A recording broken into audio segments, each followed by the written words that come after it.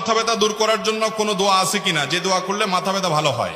দোয়া আছে ভাই, শুধু মাথা ব্যথা নয়, শরীরের যে কোনো অঙ্গে ব্যথা হলে সেই ব্যথা দূরের জন্য অব্যর্থ এবং পরীক্ষিত একটা দোয়া আছে।